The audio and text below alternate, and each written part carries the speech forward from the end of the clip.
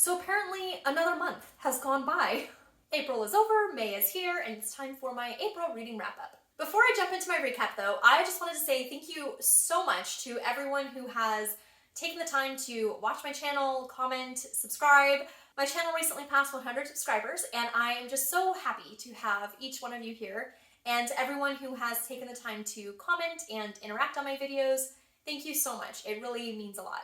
I realized as I've been watching other people's booktube channels that one of the things I really like on other people's channels is reading stats. So I decided to start including a few reading stats at the beginning of my recap videos. In April, I read 10 books. 5 were hard copies, 2 were on Kindle, and 3 were audiobooks, bringing me to a grand total of 2,885 pages read. 9 were fiction, 1 was nonfiction. On my channel, I rate books with bookmarks. So in April, I had 1 2-bookmark read, 5 3-bookmark reads, 3 4-bookmark reads, and 1 5-bookmark read. The longest book I read was 528 pages, and the shortest book was 35 pages. I participated in one readathon, which kind of helped me get out of a little reading slump that I was in towards the beginning of the month. And I joined a couple reading sprints at Chris's Corner. They have reading sprints on their channel, I believe, almost every day. And it was fun to just kind of sit and read with other people online in a reading sprint. So for my April reading, I will start with my lowest rated book and move up to my highest rated book. My 2-bookmark read this month was The House on the Strand by Daphne du Maurier. This was the book I read for my book club this month. This book is about a man named Dick Young who was staying in the house of his friend, Professor Magnus Lane. While he's there, he decides to test out this drug that Magnus has created, basically allowing himself to be used for scientific research. As he tests this new drug, strange things start happening, and eventually he realizes that he is actually time traveling when under the influence of this drug. The more he tries it, the more he wants to try it, and it starts to lead to problems in his real life. I listened to this book on audio, and I think I might have liked it more if I had read a hard copy. I really like du Maurier's book Rebecca, but this one just didn't hit for me. It took me a very long time to get into it, and I was very confused by the plot. I actually had to Google a synopsis to kind of try to figure out what was going on. At the end of the day, I don't tend to enjoy books about time travel, so I'm sure that played a part as well. On to my 3-bookmark reads, of which Dickens is joining me, apparently. The Mayor of Maxwell Street by Avery Cunningham. The story takes place in 1921 and follows the story of Nellie Sawyer, who reluctantly becomes a debutante for the season. She doesn't really want to pursue a marriage that's good for the family name. She really wants to be a journalist. There's somebody in town that is known as the Mayor of Maxwell Street, but nobody really knows who he is or what he does. So Nellie decides to try to figure out who he is and write about it. Lots of things end up happening. She gets caught up in lots of adventures. It also talks about some very important themes like racism and family ties. I truly wanted this to be a 5-bookmark read for me. I felt like it had a lot of great potential, but for me, it was just a little bit too long. It was 528 pages, and I personally feel like it could have been a little shorter. And for me, the plot just didn't quite make sense. There were some plot holes for me. I didn't hate it, but I didn't love it. So for me, it was a solid 3-bookmark read. I listened to the audiobook of Something in the Water by Catherine Steadman. I got this on audio from my Libby app. Aaron and Mark are on their honeymoon, and while they're scuba diving, they see something in the water. When they discover what it is, they have to decide, what are they going to do next? How are they going to handle this? Who are they going to tell? And what are they going to do? And those choices will not only affect their own lives, but possibly the lives of other people. Once they make their initial decision, the situation kind of starts to spiral, and it gets bigger and bigger, and they have to basically run to keep up with the situation. I liked this book. I liked the premise.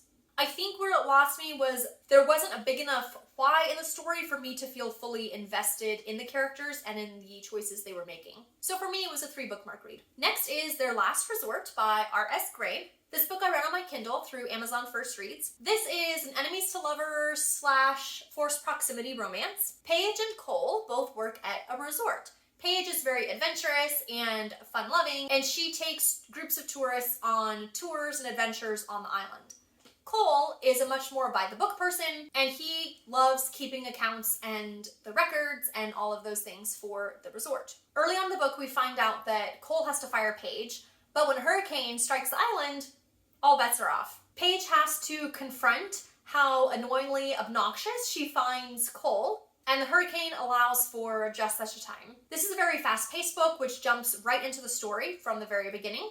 It has a lot of great banter and clever wordplay. I could feel the spark and the tension between them. It was a fun read in one way. Unfortunately for me personally, there wasn't enough of background plot, and the main story kind of just hinged around their physical attraction for each other. And of course, physical attraction is an important part of romance, but I prefer to have stories where there's more that a person seems to like and enjoy and be drawn to about a person that makes the romance more compelling. So for me, it was a 3-bookmark read. My next 3-bookmark read was a short story called Cut and Thirst by Margaret Atwood.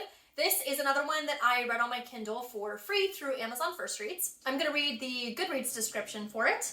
Myrna, Leonie, and Chrissy meet every Thursday to sample fine cheese, to reminisce about their former lives as professors, and lately to muse about murder. Decades ago, a vicious cabal of male poets contrived, quite publicly and successfully, to undermine the writing career, confidence, and health of their dear friend Fern. Now, after Fern has taken a turn for the worse, her 3 old friends decide that it's finally time to strike back, in secret of course, since Fern is far too gentle to approve of a vendetta. All they need is a plan with suitably Shakespearean drama. But as sweet and satisfying as revenge can be, it's not always so cut and dried. This was a cute story, and I really liked her writing. I was really curious how it would end up. Due to it being a short story, though, it was wrapped up very quickly, and it didn't go as deep into the story as I would have liked, but that's the nature of short stories. I just definitely could have enjoyed a full-length book on that. So for me, it was a 3-bookmark read. And for my last 3-bookmark read, The Rose in the Glass Dome by N. Alessandro Pennington. This is a debut novel for the author, and I got this book for free from the publisher to review. This book is basically a retelling of Beauty and the Beast with a few other twists and additions to it. 4 acquaintances end up banding together to rescue Rose from a monster. This book is listed for all ages, but I would say it reads more like an early middle grade book. The first half of the book is a pretty straight retelling of Beauty and the Beast, just with name changes and a few added characters. So for that reason, it was kind of hard for me to get into it. When it started to kind of take some of its own turns, I was more intrigued and curious about where the author was going to take the story. I don't want to say too much about that so as not to give spoilers for the ending, but it was nice to see the story when it started to take the author's new points of view.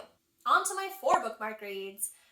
Tress of the Emerald Sea by Brandon Sanderson. This was my first Brandon Sanderson book, and I really liked it. I did a full review video that I will link to here, but it was a very fun first Brandon Sanderson, and I look forward to reading more from him. I also finished reading The Artist's Way by Julia Cameron. I have a few videos documenting my experience going through the book and going through the course. There were so many great takeaways in that book, and it was a 4 bookmark read for me. And my last 4 bookmark read, There by Tommy Orange. This was my last audiobook that I read in April. This book follows 12 characters from Native communities, and they are all on their way to the Big Oakland powwow. And the book details portions of their lives, why they're all going to powwow, and how their lives intertwine. From the Goodreads description, this chorus of voices tells of the plight of the urban Native American, grappling with a complex and painful history with an inheritance of beauty and spirituality, with communion and sacrifice and heroism.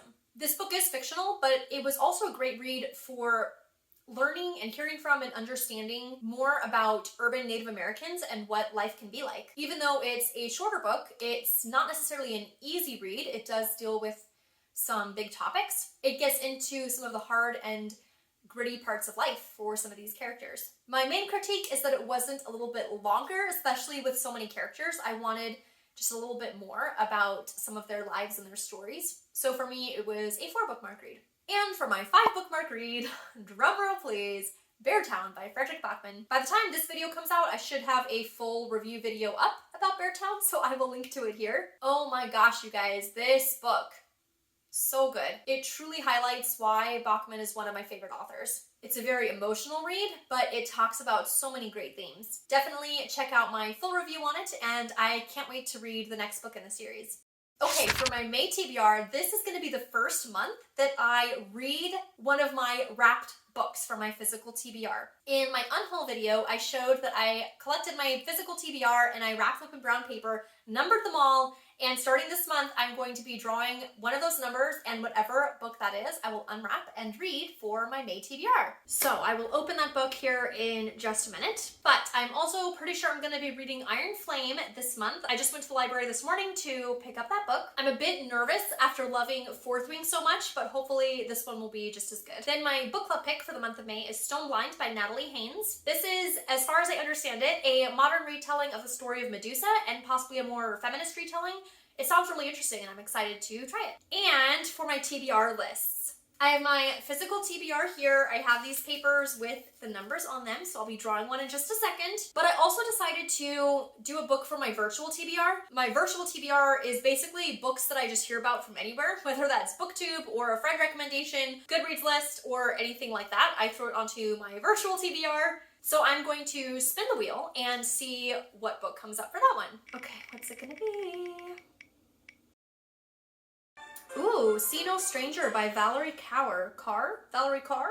The subtitle for that is A Memoir and Manifesto of Revolutionary Love. Ooh, I'm excited to try that one. Okay, and now for my wrapped book. I'm so excited and so nervous. I am usually such a mood reader, so I'm really nervous to have these two books now on my TBR. Like, what if I don't like them? It's gonna be fine. It's gonna be good. Okay, I've made my selection. It's this one.